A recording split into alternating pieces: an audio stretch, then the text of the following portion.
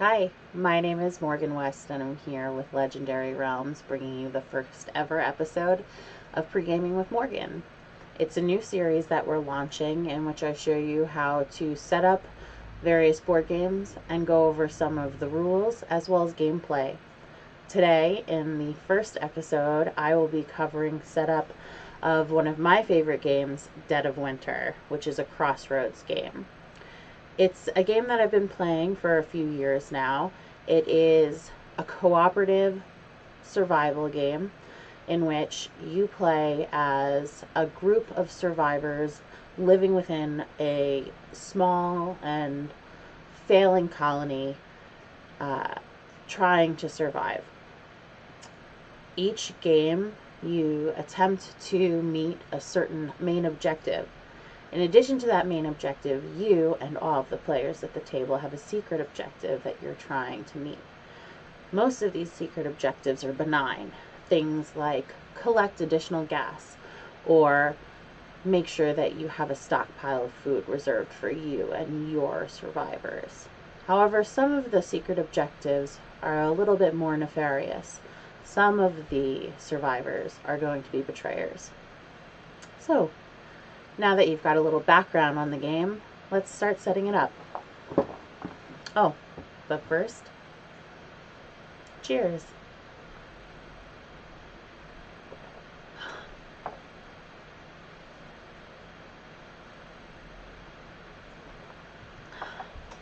All right, here we go.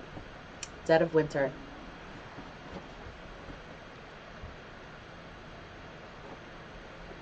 The rulebook is pretty substantial, which makes sense because the game is fairly involved, but once you start playing it, you'll find that it's rather quick to set up once you know what to expect. The first step will be to set up the colony as well as the satellite locations. As I said, you and the other players at the table will be playing as survivors of a zombie apocalypse. Therefore, you and the other players are residents within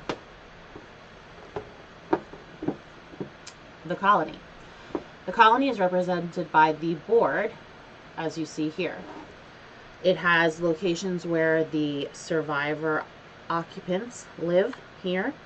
It's got a food supply, access points to the colony itself, which can be overrun by zombies. It has a location to place your main objective card. It has a waste pile, which you'll find from playing the game can really bite you. It has a space to put the crisis cards as well as a crisis contribution pile. Now, as I said earlier, the main point of the game is to meet the main objective.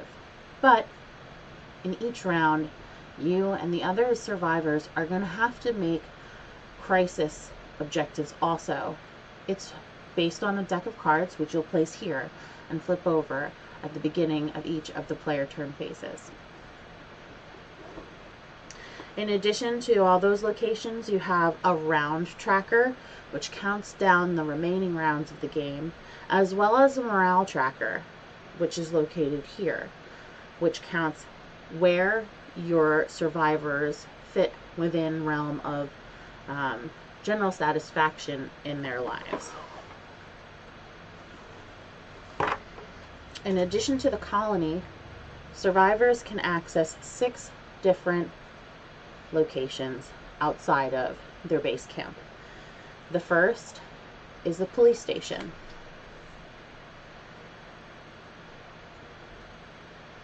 Followed by the grocery store, the school, the library, the hospital, and the gas station. Each of these locations have a number of spaces that survivors can occupy that feature right here underneath the main image, followed by entry points where zombies can access. Here, they're located inside of the hazardous symbols. Noise track spaces, as well as a location where you can put item decks. you and the other survivors in the game will want to access these outside locations so that you can get more cards so that you can potentially meet either the main objective or the crisis. Once you have the board and the satellite locations out, you need to give your other players reference cards. These reference cards include round summary, which outlines the different steps of both the player turn phase as well as the colony phase, and player turn actions, which outline what exactly players can do during their turn.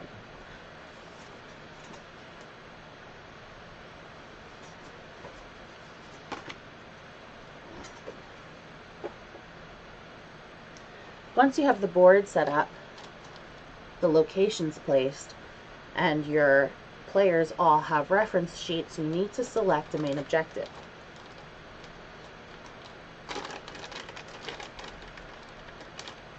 The game manufacturers recommend that you start your first game with an objective called "We Need More Samples," which is what we'll be doing today. Now, each of the main objectives have two different versions. They have the standard version of the objective, and they have a hardcore mode of the objective. When you're playing with just 2 players, or perhaps with the co-op variant, you're always going to start on the hardcore mode, which is what we'll be doing today. But we'll start setting up the board as though you were playing a standard game of We Need More Samples. So, for this game, We Need More Samples, setup has the morale track starting at 6 and the round track starting at 6.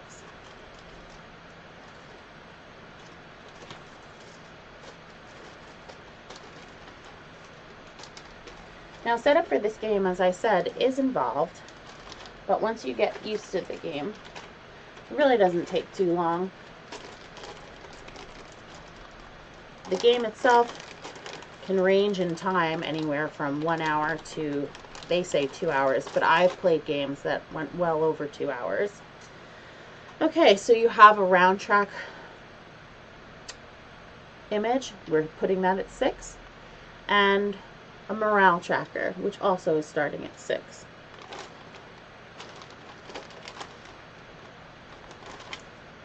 Additionally, the final step of setup for We Need More Samples specifically indicates that you're to add 1 zombie to all non-colony locations, which means our entry points to the colony are all safe.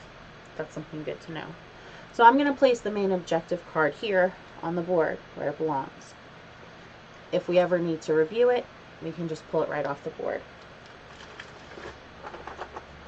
I'm going to go through the deck and I'm going to find 6 zombie standees.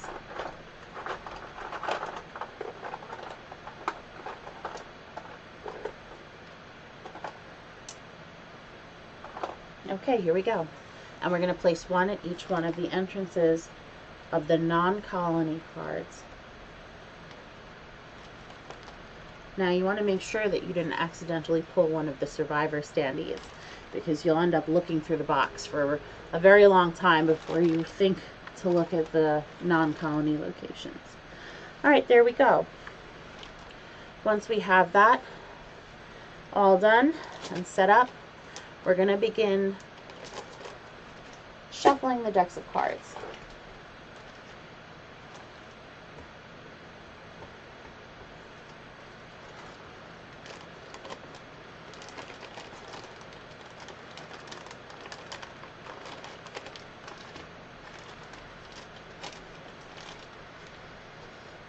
Okay. Each one of the non-colony locations have their own decks of cards.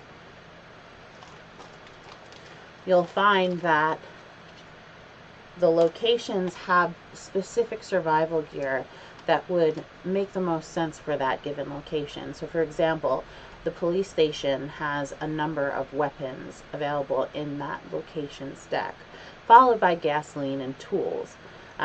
It does also have some food, however, it's falling towards the less frequent cards. Whereas if you were to go to the grocery store has food as its number one card type in that deck.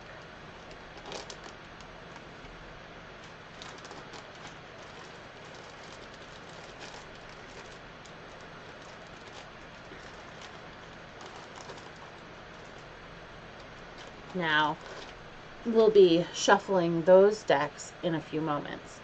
But first, we're going to handle the non-betrayal secret objective cards.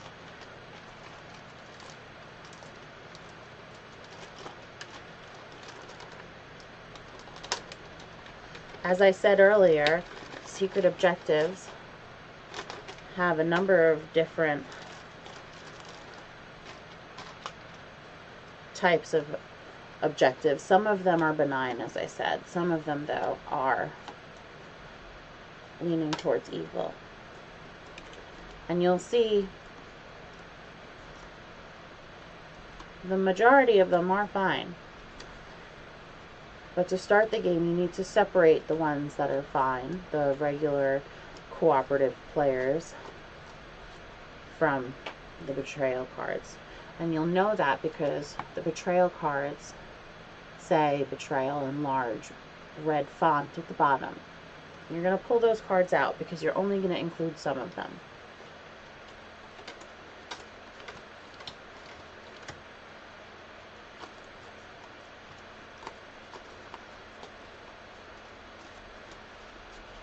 Okay, so we've removed the betrayal cards from the secret objective deck. You're going to shuffle the secret objective deck, or what's left of it. And you're going to select 2 for each of the players at the table. Let's assume that you're playing with 4 for this game. Now you can play with up to 5 players, which I really love because I usually have a larger group available. So you're going to pull 2 for each player. 1, 2, 3, 4, 5, 6, 7, 8. Oh, too many. The remaining ones will go back in the box. And then you're going to pull out 1 betrayal card. There we go. All of these cards are going to be reshuffled at this point.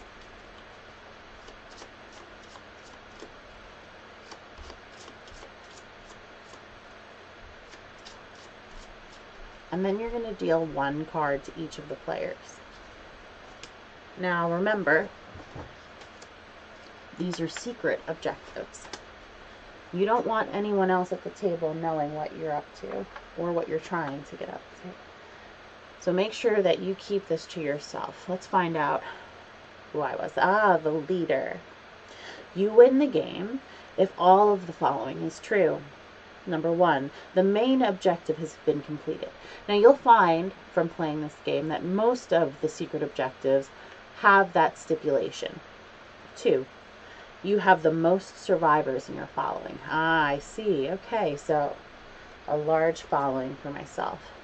That will work against the other players at the table and perhaps even me in trying to meet the main objective, because more survivors means more mouths to feed. Once you have 1 card dealt to each of the players, it's slid underneath your reference card on the right-hand side under the secret objective space. Once we have this done, we're going to shuffle the crisis cards and add that to the board. Now you'll find from playing this game that Crossroads they did a great job giving you what you'll need to play the game. They gave you a number of these standees with the zombies as well as for survivors themselves. But they also gave you additional smaller tokens that represent zombies as well in case you run out, because you will. This game is not easy to win. It is definitely a challenge, and I think that's one of my favorite parts about this game, is that it's not as easy as 1, 2, 3. So we're going to shuffle the crisis deck. Now, as I said before, the crisis deck is something that comes into play each round. So throughout all 6 of the rounds of this game, we are going to be attempting to meet the main objective, which I haven't read to you yet. I'll read that in a little bit. But additionally, each round you'll have a specific challenge that you'll need to meet, which represents the crisis. It's something of imminent danger, a threat to the colony that they need to address right away. Okay, once we have the crisis cards added, we're going to shuffle and make piles of the survivors. And then we deal the survivors out to all the players. Now, the players in the game are going to get 4 survivors to start with. They're going to look at these survivor cards. They're going to weigh up the benefits of each one of them, and they're going to choose 2 that they want within their following. One of these 2 survivors will be represented as the leader of their band of survivors, the group leader. And then the other remaining survivor will be added to their following. And you'll see throughout gameplay, there's a potential of picking up additional survivors later on, which is what I'll have to do to meet my leader goal. Okay, so each player is dealt 4 survivors, which they're to review.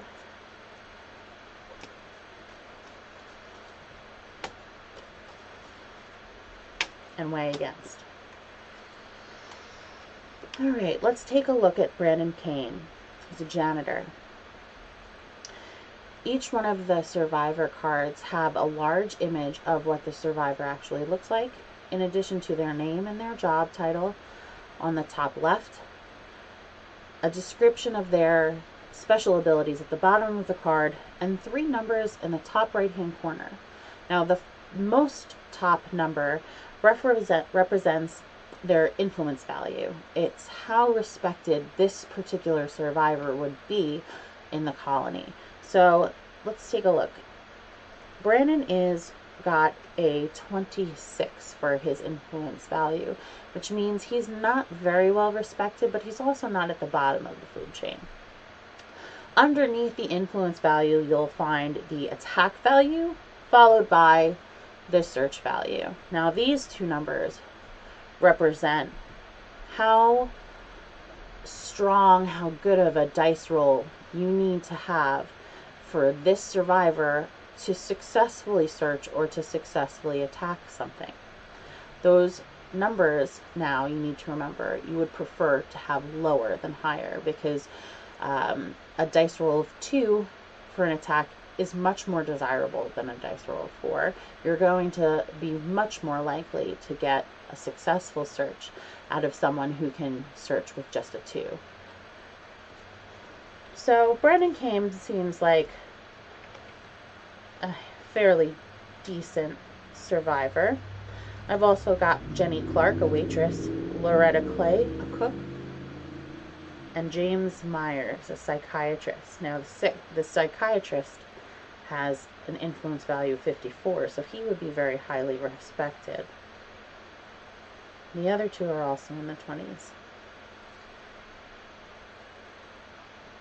In addition to trying to balance out the scores that you have for searching and attacking, you also want to consider the character's special ability, because those come into play in the game and they end up benefiting you much more significantly than you might think. So let's take a look. Brandon Kane, once per round, you may remove 5 cards instead of 3 from the waste pile when taking the clean waste action. That's very helpful, and I'm going to keep Brandon as a result of that, because morale will go down if you don't have the ability to keep your waste pile under control.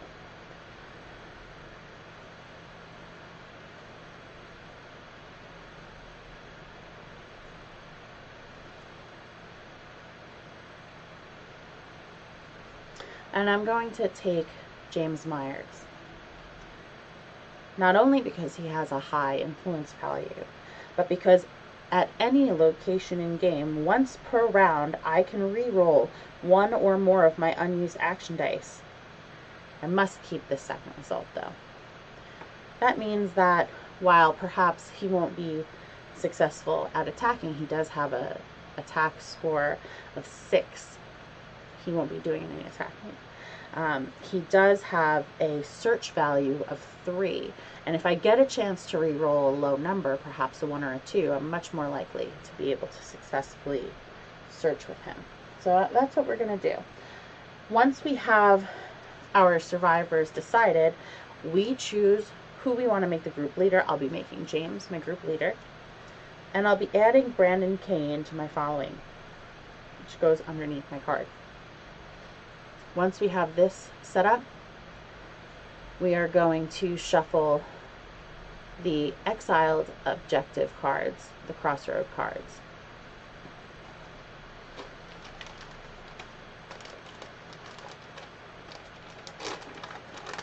And we're going to make piles off to the right-hand side of the board.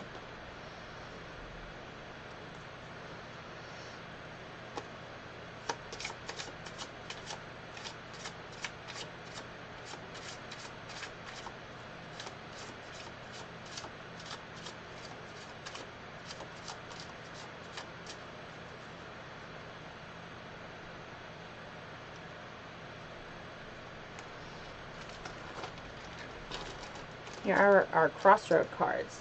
These come into play on each one of the players' turns. We may add a little bit of unexpected decision making.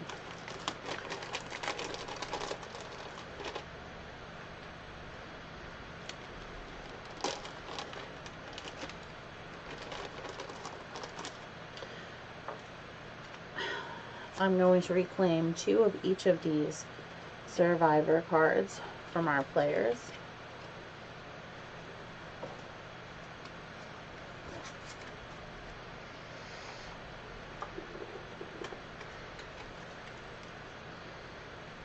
And add them back to the pile of survivors. And finally, the exile deck, which hopefully won't come into play in your game, but perhaps it will. Perhaps you guys are very good at spotting the betrayer amongst you.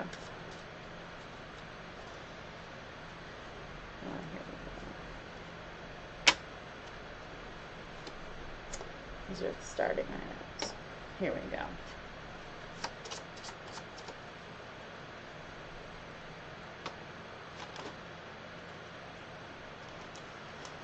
Okay.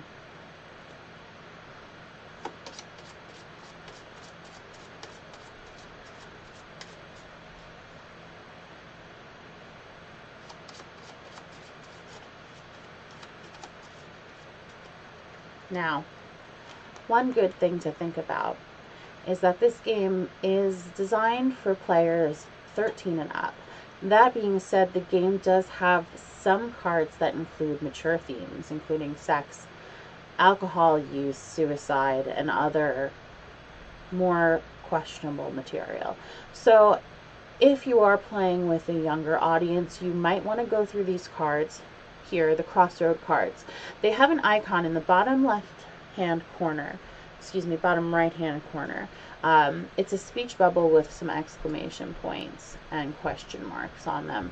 If you see that symbol on the bottom right-hand corner, go ahead and remove those from the deck. Those represent cards that have mature themes. Once you have that done, you're going to shuffle and deal starter items to the players. In a standard game, every player gets 5. In the 2-person variant, the 2 players get 7 starter items.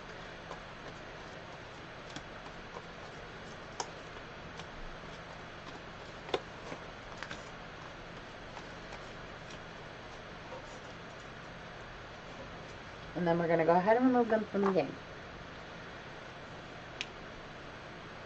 Once we have that done,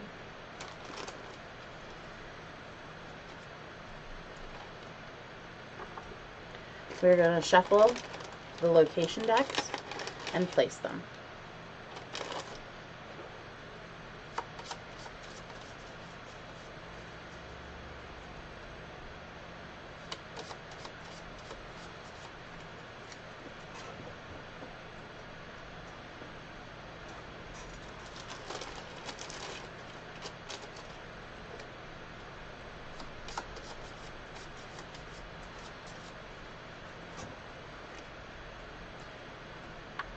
Now each survivor card has a standee that matches it. So while you're shuffling these location cards, you might want to have one of the other players going through the box of standees and pulling out all the survivors that are going to be starting the game off. As I said, if you can't find yours, take a look at the satellite locations. Make sure you didn't stick one of your survivors out there to begin the game.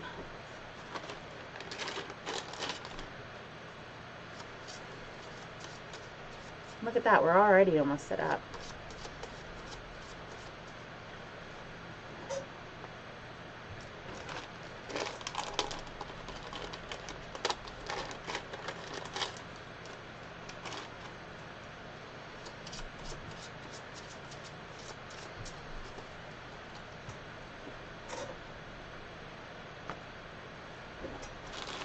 Okay.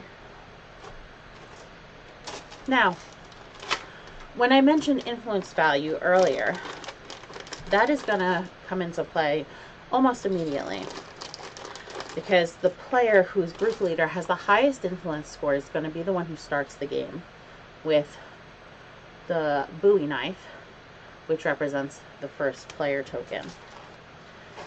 So I have a score of 54. Let's say I'm going to start the game off. I'll hold on to this. You're going to want to pull this out, have it available, and we're ready to go. Once we have our standees out on the board,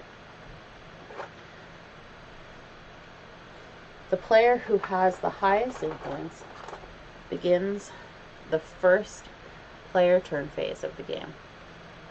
Now, the player turn phase begins by flipping the crisis card.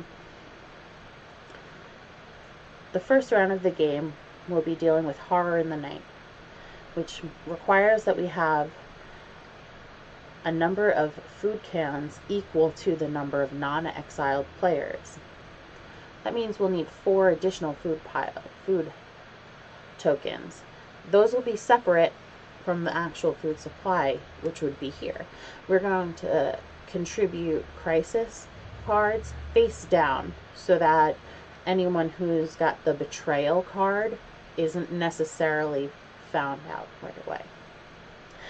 If we fail this, we lose 2 morale. Optional, however, if we add an additional 2 food cards to the crisis contribution, we can gain 1 morale for preventing the crisis, which is really great. So that's a fun little benefit. Now, I've covered the setup. We've got the crisis contribution figured out. Let's find out what we're actually playing for. We need more samples.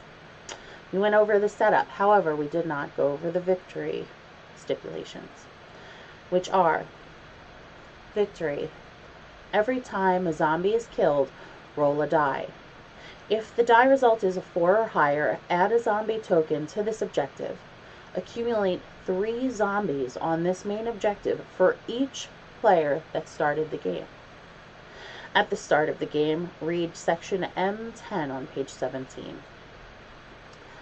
Whew, that means we'll need 12 zombies on that main objective. That's going to be a lot of zombie attacking. I'm starting to rethink that selection of James Myers, who requires a 6 to successfully attack Bowie. Alright, why don't we take a look at what we need more samples tells us.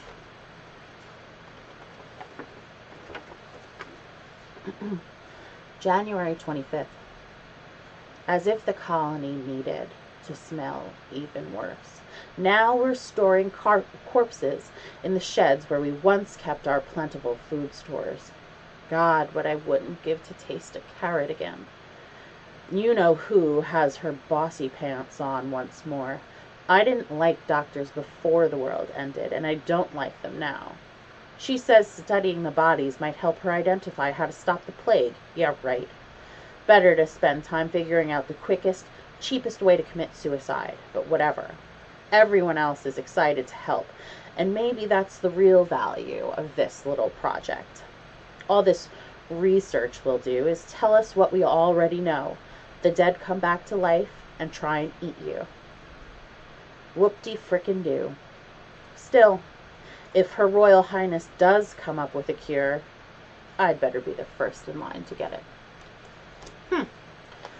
Well, there you have it. The game is set up, and we're ready to begin. I hope you enjoyed the first episode of Pre-Gaming with Morgan. I know it was a little rough, but we'll get there in time. If you have any questions or comments, please do leave a comment in the video below. I look forward to hearing them, and I look forward to doing this all over again next month with you. So thank you, and have a good game.